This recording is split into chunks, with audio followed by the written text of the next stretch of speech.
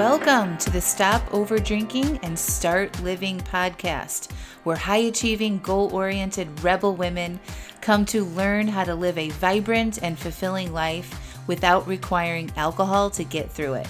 No labels, no judgments, no saying you'll never drink again. Just real proven methods to help you stop rebelling against yourself with alcohol so you can drink less and do more.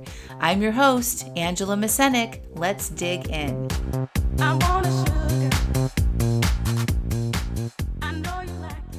Welcome to episode 218, Difficult Emotions and Moving On.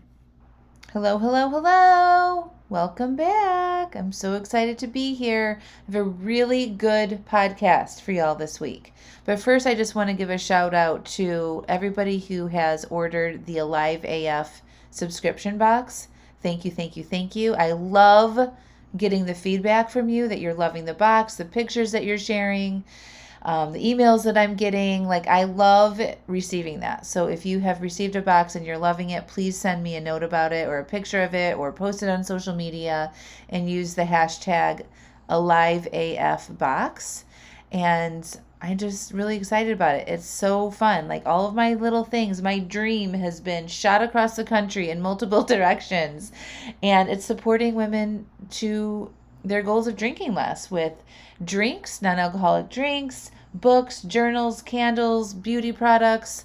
It's all in there. And it's a physical reminder that you are working on drinking less and ways that you can connect to yourself and connect to your senses and give yourself more pleasure instead of turning to that glass of wine at the end of the day. So I'm super excited about it. And the good news is that you can still get one if you haven't registered or signed up for the subscription box. Think about doing that, and we're set up now with the system that it's pretty much on demand and they will ship out same day likely, and you can get your box in a matter of no time. So go over to the link, we're linking that up in the show notes, and get your Alive AF subscription box. Yay! All right. Also, you can join the Alive AF coaching membership, which is our monthly membership where I'm coming in and teaching you workshop style classes and live group coaching calls and support in a private community. We just had our first workshop, which was called Uncovering Your Alcohol Identity and Changing It, and it was amazing. I have never taught this format of this specific class and topic before, and we did it inside the membership, and it was really, really good.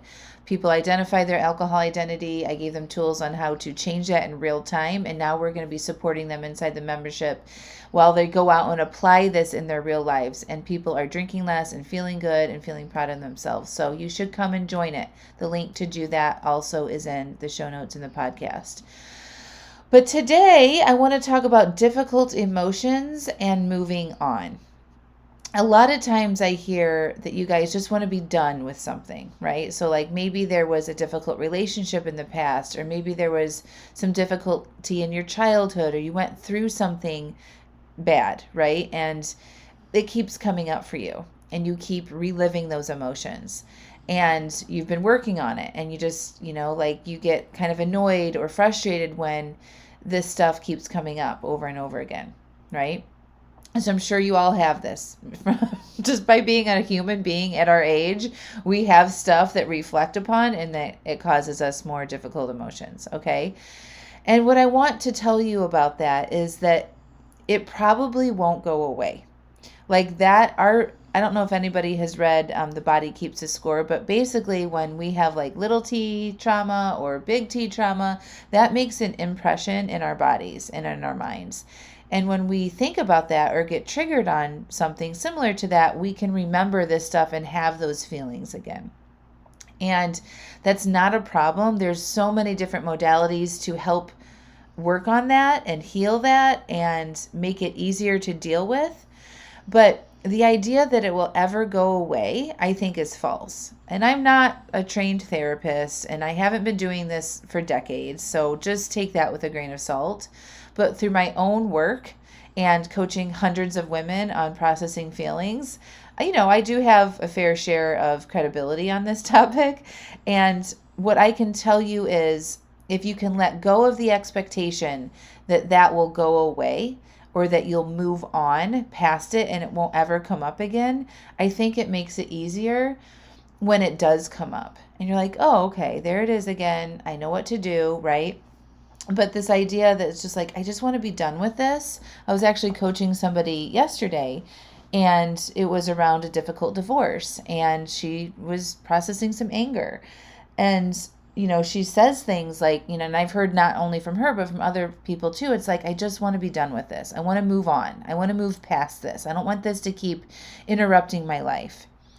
And when we have those types of thoughts around these difficult types of emotions like anger or shame or resentment, anxiety, like those bigger, heavier, more painful ones, when we think that we should be done with it, or if we think it's annoying that we still are having it, or why do I have to keep looking at this, or why do I have to keep feeling this, we're basically rejecting our own human experience, and we're rejecting ourselves and our full humanness.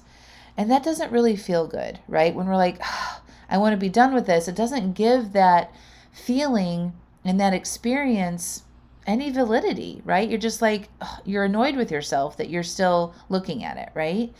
And that's just not loving. We want to love ourselves unconditionally. And so when you have these emotions that come up and you notice you're judging yourself on it, or you wish that you didn't have that, notice how that feels. Right? When you're like, I really wish I could move on past this. This is frustrating. Whatever you're thinking about it, notice how that feels when you think that, right? It probably feels more frustrating. It probably amplifies the feeling that you're not wanting to experience, right? I want to suggest that instead, if some of those patterns come up and those feelings come up, that you recognize, yeah, that happened and I'm okay right now and nothing has gone wrong. You take a deep breath and you work on processing and allowing those feelings to be with you. And you hold some space for that part of you that went through that, right? So just like you would with a child, hopefully, you want to love that child in their experience that they had. If they're crying or something went wrong, right? You're not hopefully telling your child, you need to move on from this. Why are you so upset? And I have to say I haven't been perfect with that with my own kids too. But in generally speaking, we want to be the people and the parents that would be like, I love you, come here, it's okay. It's okay, right? And that's what you want to do to yourself. You want to hold yourself in that space and just be like, it's okay that you're feeling this right now. It's normal. That happened to you. And you allow that feeling and you just breathe through it and you just give it some light and some space. You don't want to ignore it. You definitely don't want to take action and drink from it. You don't want to tell yourself, I wish I wasn't feeling this way. All of those things are sort of like pushing it away, pushing yourself away, and that feeling is still there. Okay, but when you allow it to be there and you tell yourself, it's all right that I'm feeling this again. Nothing has gone wrong. That was a bad thing that happened to me, and I want to be with this and acknowledge that. Does that make sense? And when you do that, it's so much more gentle, and you will let yourself breathe and process that through, and you will interrupt what happens from the effect of that feelings, right? So a lot of times if we're angry about something that happened in our past and we remember that, or we get triggered around that situation and we start reflecting on it, we get pissed off, and then usually those feelings again will drive our behavior, because that's just how humans operate. Feelings drive actions, okay? We remember something, we get a feeling activated, and then it drives our behavior. But you have a lot of power in that in-between space of the noticing the feeling and the action that you take. If you can become aware and recognize that you're in that emotional experience right now and it's okay, and give yourself a moment there to pause and breathe, you don't have to take action. You don't have to yell. You don't have to throw things. Whatever you do when you're feeling that feeling, you know what you do, right? So a lot of times my clients will drink because they don't want to deal with that. They're pissed off. They're angry. They're remembering something that they don't like. And so that drives similar patterns of behavior because that's what they've done in the past. And this is also important to remember that some of these deeper, more difficult emotions, it takes practice to recognize when they're happening and interrupting those patterns. So if you find yourself drinking, please don't be hard on yourself. Don't judge yourself, right? Figure out why. Identify that feeling that you weren't willing to be with, and practice and come up with some new things that you could do instead of drinking. Drinking is not the only solution to managing some of these harder, difficult, ingrained feelings that we have. Okay? It's not. A lot of people think it is the only thing we can do. And that's just because you've done it so often in times of these more difficult feelings. Your brain wants to say, yeah, just go do that thing again because that's what it knows how to do the best. And so we need to interrupt that cycle and think, what else could I do when I'm feeling this way? What else do I actually need when I'm here with this very difficult feeling? For me, journaling really helps in this time to sort of like get it all out and remember that and give myself 5 or 10 minutes to process that. Closing my eyes, doing some deep breathing, sort of like giving myself a little hug, like wrapping my arms around my shoulders, touching my face. That just connects, like it connects yourself to your body when you touch your body. Okay, so your face, your arms, you can put your hands on your knees, something like that, to remind yourself that you're connecting with yourself and that you're okay in that moment, right? When we drink and we say, I can't handle this, right? And then we go drink, we're rejecting that part of our experience. And that doesn't feel good for us. We actually don't want to do that. I know that doesn't always seem true in the moment when you're like, no, I actually want to drink, Angela. I get it. That's just what your brain is saying to try to help you ease that tension and that pain. But it's not actually what you need and what you want. What you want and what the real you needs is just to be validated, to be seen, to be heard, right? Because usually some of these more difficult emotions, things that happened to you in the past, or, things that you experienced, something like that, we didn't give ourselves that attention when that thing was happening, or the other person involved, or whatever was happening at that time, we didn't pause and process or be validated in that moment. So you have an opportunity again to validate yourself, hold yourself, love yourself when you're having that emotional experience, instead of running and hiding it or sweeping it under the rug or avoiding it or drinking it or numbing it. Does that make sense? So the real part of you, the real humanness of you wants to be seen and heard. We all do, right? We all want to be validated. We all want our feelings to be understood, right?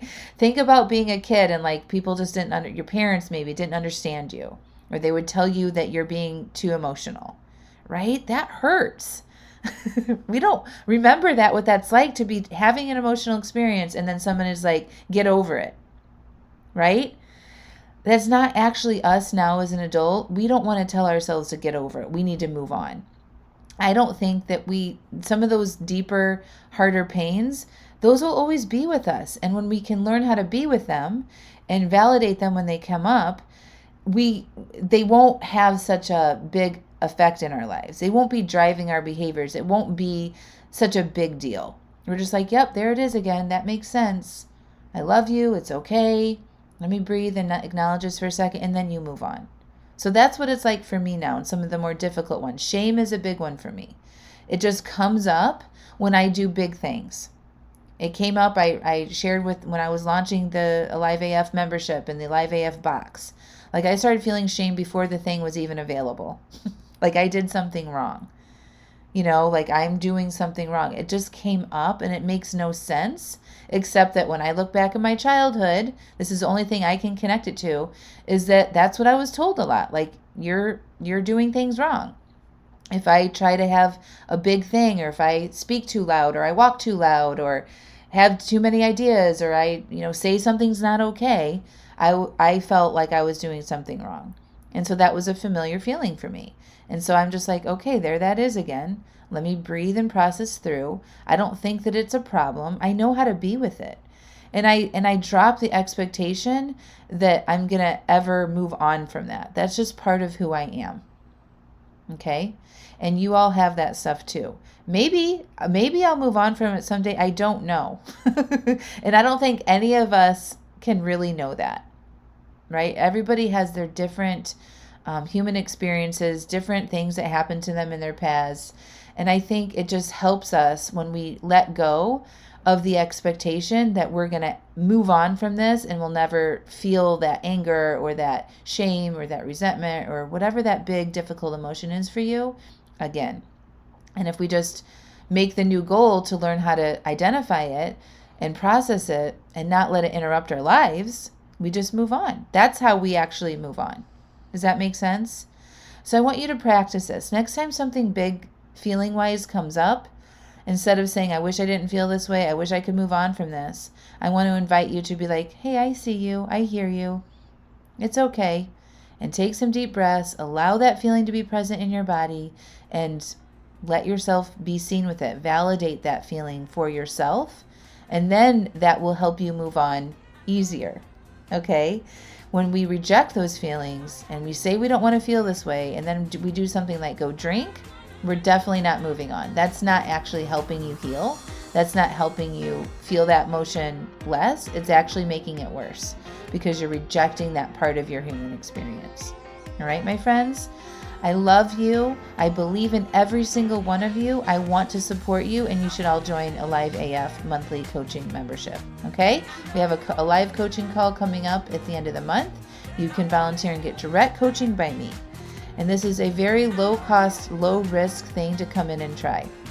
I think you should commit to a year of the membership, but you can cancel if it's not right for you or what other reason. But if you like my podcast, you like my master classes, if I've helped you in any way, but you're still not where you want to be, really consider joining the Alive AF monthly coaching membership, where I'm going to help you stop over drinking and start doing things that help you feel more alive. All right, my friends, I love you all. Have a beautiful week. Talk soon.